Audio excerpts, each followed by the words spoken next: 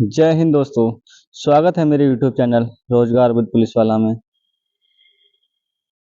जैसा कि आप सभी को पता था, मैंने बताया था दिसंबर में फॉर्म आपके यूपी पुलिस कांस्टेबल के आ जाएंगे। तो अब बहुत बड़ी खुशखबरी निकल के आई है सभी बच्चों के लिए। 60,244 पदों पर भर्ती होनी है। इसका नोटिफिकेशन आउट हो चुका है, देख सकते हैं आप नोटिफिकेशन में।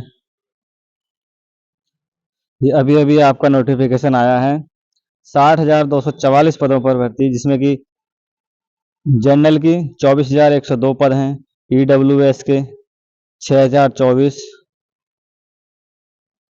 ओबीसी के 16,264, एससी के 12,650 और अनुसूचित जाति जनजाति यानी एसटी के 1,204 पदों पर वैकेंसी है आपकी। ये भर्ती होने हैं आपके, जिसकी आवेदन तिथि है, ये देखिए 21,700 आपका मूल वेतन है।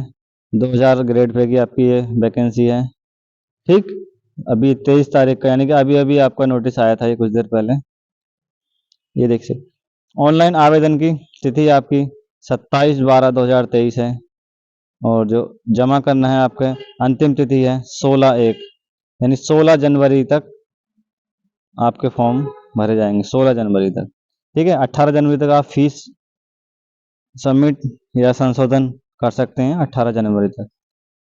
तो देख सकते हैं आप, इसका आवेदन शुल्क है आपका 400 रुपये, सभी के लिए समान शुल्क है, यानी कि सभी को 400 रुपये देने ही देने हैं। पूरी जानकारी दूंगा मैं आपको इस वीडियो में, कैसे आपको फॉर्म भरना है, क्या करना है, क्या क्या आपका इसमें डॉक्यूमेंट लगेंगे, कब के डॉक्यूमेंट लगेंगे। तो वीडियो को अंत तक देखते रहें। ये देखिए अर्हताएं क्या हैं आपकी, यानी कि क्या क्या आपकी क्वालिफिकेशंस होनी चाहिए। इसमें क्या है, आप भारत के नागरिक हो, ठीक। सबसे पहले तो ये होता है भारत के नागरिक हो,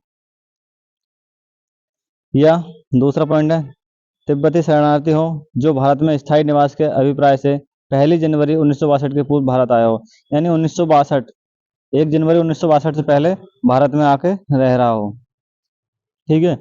तीसरा पॉइंट है आपका भारतीय उद्भव का ऐसा व्यक्ति हो जिसने भारत में स्थायी निवास करने के अभिप्राय से पाकिस्तान, म्यांमार, श्रीलंका या किसी पूर्व अफ्रीकी देश, कीनिया, युगांडा और यूनाइटेड रिपब्लिक ऑफ तंजानिया से प्रयोजन किया हो, यानी कि इन देशों से वो आया हो, वो भारत में क्या हो, निवास रहने की मतलब मान्यता ले ली हो उसने, वो क्या होगा, इस भर्ती में एलिजिबल होगा, यानी कि इस भर्ती में फॉर्म डाल सकता है, ठीक है। फिर आता है शैक्षिक अर्हता, यानी कि आपकी क्वालिफिकेशंस क्या क्या हैं। भारत में विधि द्वारा स्थापित बोर्ड द्वारा 10वीं एवं 12वीं कक्षा उत्तीर्ण हो, यानी कि इंटर पास कम से कम होना चाहिए, या उसके समकक्ष कोई भी हो, ठीक। ये हो गई। फिर आता है आपका, ये हो गया इंटर पास होना चाहिए डॉक्यूमेंट। और बाकी जो अधिमानी अर्हता होती हैं उनके बारे में मैं बताऊंगा। आवेदन पत्र में प्रदर्शित शैक्षिक अर्हता की यथार्थ शुद्धता एवं समकक्षता को सिद्ध करने के लिए अभिलेखीय साक्ष्य प्रस्तुत करने का दायित्व अभ्यर्थी का होगा, यानी कि तुमने कोई उसके समकक्ष डिग्री भर दी, या कोई आपकी मार्कशीट है समकक्ष है उसके 12th के, तो वो आपको क्या उसके साक्ष्य देने पड़ेंगे आपको डॉक्यूमेंट वेरिफिकेशन के टाइम पे। फिर आता है आपका अधिमानी अहर्ताएं। तो अधिमानी अहर्ताएं में क्या क्या आएगा, जैसे कि 2-1 का आपके पास 2-1 या नाइलिट सोसाइटी से ओ लेवल का प्रमाण पत्र हो। दूसरा है प्रादेशिक सेना में न्यूनतम 2 वर्ष की सेवा की हो। तीसरा है एनसीसी का बी प्रमाण पत्र हो। यानी कि इसमें क्या होता है, जैसे आपके और किसी आपके साथी के, या मतलब किसी भी के आपके बराबर नंबर हैं, तो बराबर नंबर है तो सिलेक्शन में क्या दिक्कत रहेगी, किसको पहले लें, मतलब नंबर बराबर है और लास्ट कट ऑफ में है, उस स्थिति में क्या होता है कि जिसके पास ये 3 प्रमाण पत्रों में से कोई एक होगा तो उसको क्या होगा, उसको प्रेफरेंस दी जाएगी, यानी तुमको उसको, तुम्हारे पास अवेलेबल है, सामने दूसरे के पास नहीं है, तुमको ले लेंगे, तुम सेलेक्ट हो जाओगे, दूसरा वाला बाहर हो जाएगा। ये चीज अधिमान्य अर्हता होती है, इसमें काम देता है अधिमान्य अर्हता, ठीक है। फिर आता है आयु, यानी आयु की गणना कब होगी। तो पुरुष अभ्यर्थियों के लिए दिनांक 1/7/2023 को 18 वर्ष की आयु प्राप्त कर ली हो और 22 वर्ष की आयु प्राप्त न की हो, यानी कि आपकी आयु जो बताया था 18 से 22 के लिए आपको आयु में छूट नहीं मिली है। अर्थात अभ्यर्थी का जन्म 2 जुलाई 2001 से पूर्व तथा 1 जुलाई 2005 के बाद का नहीं होना चाहिए। वहीं आता है महिला अभ्यर्थियों ने दिनांक 1/7/2023 को 18 वर्ष की आयु प्राप्त कर ली हो और 25 वर्ष की आयु प्राप्त न की हो, अर्थात अभ्यर्थी का जन्म 2 जुलाई 1998 से पूर्व तथा 1 जुलाई 2005 के बाद का नहीं होना चाहिए। ठीक है, ये तो हो गया आपकी महिलाओं और पुरुष की आयु के लिए। फिर आता है परंतु अन्य पिछड़ा वर्ग, ये जनरल की बात होगी इतनी 18 से 25। फिर आता है परंतु अन्य पिछड़ा वर्ग यानी ओबीसी, एससी और एसटी श्रेणी में अभ्यर्थियों के लिए अधिकतम आयु सीमा में छूट का प्रावधान है। यानी छूट का प्रावधान है कितनी? 5 साल की छूट आपको मिलेगी। किसके लिए? एससी, एसटी और ओबीसी के लिए 5 साल की अधिकतम आयु में छूट मिलेगी। ठीक है, यानी जैसे 22 साल तो 22 + 5 27 तो होगी पुरुष वर्ग के लिए, और महिलाओं के लिए 25 + 5 30 साल की। ठीक है, ये हो गया। फिर आता है आपका वैवाहिक स्थिति। तो जैसा कि आप सभी को बताया कि एक से अधिक किसी की एक से अधिक पति या पत्नी नहीं होने चाहिए। ठीक है, शारीरिक दक्षता में क्या है? शारीरिक दक्षता में क्या है? शरीर से मानसिक और शारीरिक क्या हो, वो फिट होने चाहिए। मानसिक और शारीरिक दृष्टि से उसका स्वास्थ्य अच्छा हो, और जो पुलिस की नियमावली है उसमें उसके अनुसार फिट होने चाहिए। वो अभी आगे आपको आएगा। भर्ती प्रक्रिया के बारे में दे रखा है, वो आपको मैं वीडियो में पहले ही बता चुका हूँ क्या क्या आपका होगा, कैसे क्या सिलेबस होगा। इसकी वीडियो में आपकी मेरे यूट्यूब चैनल रोजगार विद पुलिस वाला पे पड़ी है, तो जाके आप देख सकते हैं। ठीक है, क्या आएगा कैसे आएगा सारी चीजें मैंने दे रखी, बता रखा है इसके बारे में, और डिटेल में इसकी वीडियो बना दूंगा एक। फिर आता है आपका डॉक्यूमेंट। सबसे पहले देखते हैं डॉक्यूमेंट में, तो देखो क्या क्या आएगा आपका डॉक्यूमेंट में, बता दे रहा हूँ एक बार। डॉक्यूमेंट में 12th की मार्कशीट, 10th की मार्कशीट और सनद, 12th की मार्कशीट और सनद, जाति प्रमाण पत्र, मूल निवास, आधार कार्ड, ये सारी चीजें लगेंगी आपकी। ठीक, फोटो और सिग्नेचर स्कैन करो। फिर आता है आपका हाइट, चेस्ट। तो जो सामान्य या ओबीसी और एससी वर्ग के अभ्यर्थी हैं उनके लिए हाइट कितनी है? 168 सेंटीमीटर, 168 सेंटीमीटर हाइट चाहिए, और 79 सेंटीमीटर चेस्ट, और फुलाव 5 सेंटीमीटर का इसमें फुलाव। इस पर भी मैं एक वीडियो सारी बना चुका हूँ, आप देख सकते हैं। महिला अभ्यर्थियों के लिए 152 सेंटीमीटर हाइट होनी चाहिए, और एससी जो एसटी की जाति की महिला उनके लिए 147 सेंटीमीटर हाइट होनी चाहिए। ठीक है, और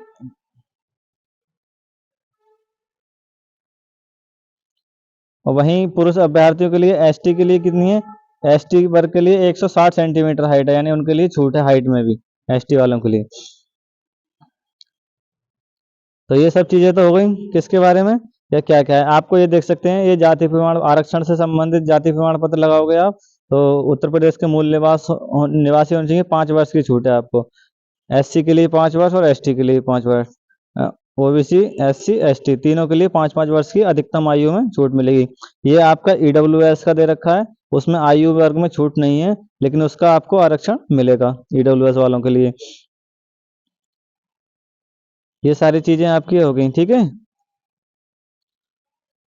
आपके पास कोई केस नहीं होने चाहिए, कोई न्यायालय वगैरह में केस भी 4 दिन। अब देखो जाति प्रमाण पत्र कब का लगेगा? जाति प्रमाण पत्र के लिए नोटिफिकेशन में ये देख सकते हैं कि अन्य पिछड़ा वर्ग के लिए जाति प्रमाण पत्र, यानी जो ओबीसी वाले हैं केवल उनके लिए बता रहा हूं मैं, जाति प्रमाण पत्र प्रारूप नंबर 1 का लगेगा, यानी 1 अप्रैल 2023, 1 अप्रैल 2023 के बाद का हो, किंतु इस भर्ती से अंतिम तिथि तक निर्गत होना चाहिए, यानी 1 अप्रैल 2023 के बाद का अब तक का कभी कभी वैलिड माना जाएगा। 1 अप्रैल 2023 से पुराना जाति प्रमाण पत्र नहीं चलेगा।